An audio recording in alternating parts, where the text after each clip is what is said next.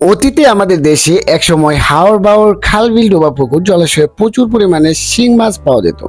বর্তমান জমিতে অতি মাত্রায় কীটনাশক ব্যবহার ও কলকারখানা বজ্র সহ বিভিন্ন কারণে প্রাকৃতিক অবস্থাশ্রমে নষ্ট ও সংকুচিত হয়ে যাওয়ার কারণে এখন আর আগের মতো শিং মাছ তেমন একটা পাওয়া যায় না। আগেকার দিনে পুকুরে শিং মাছ চাষ করা হতো না, সে কারণে কয়েক বছর আগে শিং মাছ বিলুপ্তির পথে গিয়েছিল। বর্তমান আমাদের দেশে মৎস্য খামারিরা কৃত্রিম প্রজননের মাধ্যমে সফলভাবে পোনা উৎপাদন করায় শিং মাছকে বিলুপ্তির হাত থেকে রক্ষা করতে পেরেছে। আর অবশ্যই ভালো কোনো বিশ্বস্ত প্রতিষ্ঠান থেকে পোনা সংগ্রহ করতে হবে।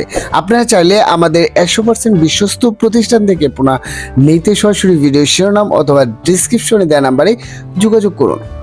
পাঙাশ মাছের সাথে তেলাপিয়া, কই, গলদা, চিংড়ি এবং শিং মাগুর মাছ প্রভৃতি মাছ চাষ করা হচ্ছে বিগত কয়েক বছর যাবৎ। নানা বিকল্প মাছ চাষ ব্যবস্থাপনার মধ্যে বর্তমানে মাঠ পর্যায়ে বিশেষ করে ব্যাপকভাবে মাছ চাষের ক্ষেত্রে আগ্রহী ভূমিকা পালন করে ময়মনসিংহের কুমিল্লা অঞ্চলে অত্যন্ত সফলতার সাথে পাঙাশ মাছের সাথে তেলাপিয়া, মনোসেক্স এবং শিং মাছ চাষে একত্রে আপনারা বাণিজ্যিকভাবে চাষ করা হচ্ছে। এই পদ্ধতিতে একক আয়তনে জলাশয়ে মাছের উৎপাদন এবং আর্থিক লাভও অনেক বেশি। এখানে লক্ষণীয় আছে যে চাষের পুকুরটি অবশ্যই ভালোভাবে শুকিয়ে নিতে হবে। পুকুরে শুকানোর পর আপনার চুন প্রয়োগ করতে হবে শতকে 1 কেজি। পুকুরের তলদেশে যদি কাদা থাকে তাহলে চুন কাদার সাথে ভালোভাবে মিশিয়ে নিতে হবে। পুকুরে যদি ইতিপূর্বে অধিক ঘনত্বে মাছ চাষ করা হয় তবে চুনের পাশাপাশি শতকে 500 গ্রাম করে পটাশ দিতে পারেন এবং চুন প্রয়োগের 4 থেকে 5 দিন পর পানি দেওয়ার ব্যবস্থাপনা করতে হবে এবং পানির গভীরতা 1 মিটার হওয়া উত্তম। আর অবশ্যই পুকুরে কোনো প্রকার জৈব সার দেওয়া যাবে না। পোনা মজুদ, আপনার 1 একর পুকুরে কতটুকু মাছ আপনি পরিমাণ মতো দিতে পারেন সেই দিক আপনাদেরকে এখন বলছি।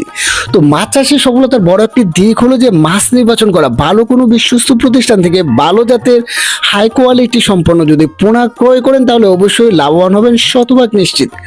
তো অনেকে আছে কম পয়সায় নর্মাল কোয়ালিটি ইনব্রিডিং যুক্ত পোনা দেয়, যার কারণে আপনার মাছ চাষের সফলতা হার কমে যায়।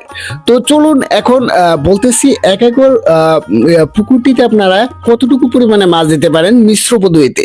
তো আপনারা পাঙাশ মাছ দিবেন এই 1 একর পুকুরটির মধ্যে 10,000 পিস, তেলাপিয়া 7,000 এবং শিং মাছ 4,000, রুই 100, সিলভার 100 এবং কার্প 100 এবং মৃগেল 100। এই মাছগুলো আপনারা যদি পুকুরে দেন তাহলে অবশ্যই লাভবান হবেন শতভাগ নিশ্চিত।